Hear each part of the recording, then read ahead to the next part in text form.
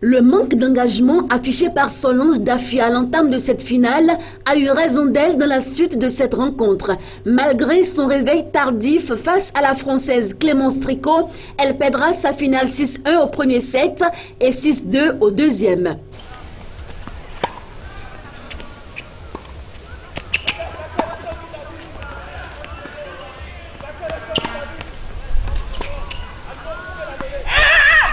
Bon, c'est pas la pleine forme. Là, je reviens de l'hôpital, je suis très convalescente. Mais bon, j'ai donné le meilleur de moi-même. C'est vrai que ça me rappelle qu'il y a encore du travail. Et je vais m'y atteler. Mais je tire des leçons pour très bientôt. J'espère bien qu'on se reverra. Premier set, j'étais bien dans le match, je souffrais moins du vent. Je pense que mon adversaire a mis un peu plus de temps à se régler. Du coup je déroulais plus facilement et puis deuxième set, au début du deuxième set, elle s'est réglée, elle est revenue dedans, le vent m'a gêné d'un certain côté, elle le gérait mieux, moi du coup j'ai un peu baissé, j'ai commencé à m'énerver, parce que c'était facile, d'un coup ça devient difficile alors ça énerve et voilà, après j'ai réussi à me calmer, à revenir dedans et à remonter. Si la championne béninoise n'a pas eu assez d'arguments pour décrocher le gain de la partie, son compatriote Hakim Akpiti chez les hommes en a eu assez face à son adversaire camerounais Justin Poche.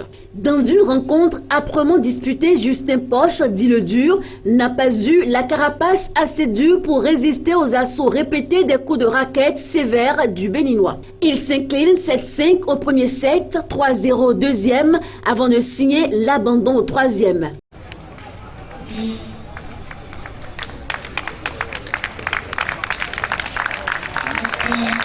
Il joue bien et pour jouer contre lui, il faut être à 100%. Mais là, je ne suis pas à 100%. Il ne faut pas se voiler la face. Hein? C'est pas qu'il joue mal, il joue très bien. Pour jouer contre lui, il faut être en forme. Là, je ne me retrouve pas. Alors, je ne veux pas qu'il y ait un accident ici, c'est pourquoi j'ai préféré arrêter. Ce n'est pas un cadeau, c'est qu'il a mérité.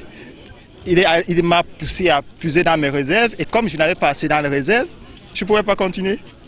C'est regrettable parce que c'est un adversaire valeureux.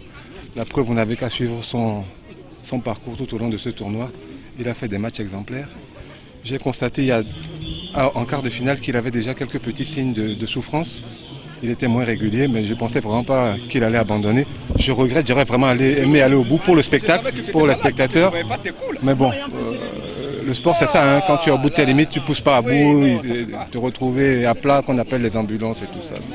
Donc c'est regrettable, mais bon, je pense qu'on aura d'autres matchs à faire. Et je le félicite parce que c'est un très grand adversaire, il m'a fait douter. Et bon, quelque part, bon, ça m'arrange un peu quand même qu'il ait abandonné. Hein.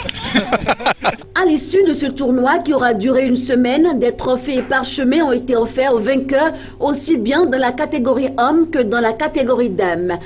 Dans une industrie comme la nôtre, une industrie où il est difficile de recruter des clients, il est autant difficile de les retenir, de les fidéliser. Les clients sont avides de nouvelles offres et donc pour tout cela, nous devons être endurants et nous espérons que le tennis nous servira d'exemple et nous donnera beaucoup d'idées. Je remercie tous ceux qui se sont inscrits et qui ont suscité bien sûr de l'engouement pour ce tennis Etisalat Open.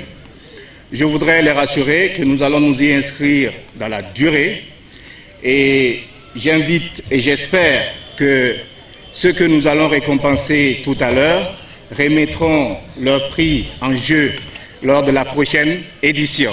Nous sommes très heureux que vous ayez initié donc cette semaine, je dirais, de tennis qui s'est bien déroulée.